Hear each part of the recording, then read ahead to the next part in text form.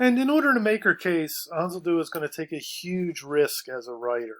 In order to make her Borderlands multilingual argument, she writes in a Borderlands style. That's right. You will be forced to read English, Spanglish, Chicano, Spanish, Indigenous American language, etc., etc. She is going to write in a multilingual way. Okay, so this is going to be a new experience for you. She will language switch. She will code switch. She will hybridize, and sometimes she'll do this all in one sentence, and she's going to do it throughout the whole text. So sometimes it's going to be pretty intense. Other times, it's less intense, but it's always there. She's going to be jumping largely from English to Spanish. Okay.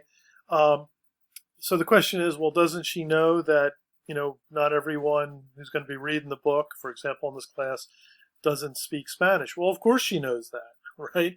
Uh, but her point is, the idea is that you can't make a case, you can't really make an argument for multilingualism and then make it through monolingualism.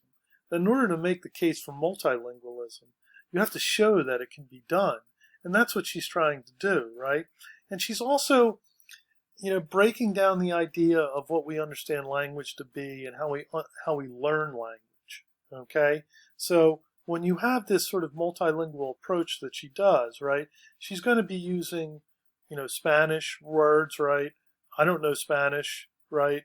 Um, right. So at times when I'm reading it or when I first read it, I'll be like, what's going on, right? So you're going to have moments where you're not going to know what the individual word is, or even the whole phrase, right?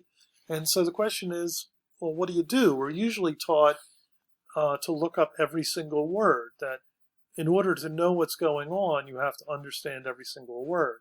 Well, that's sort of what she's trying to argue against, right?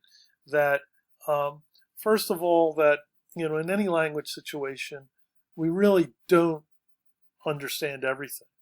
And that's not necessarily a bad thing. That when we don't understand things, we're kind of alienated from what's going on.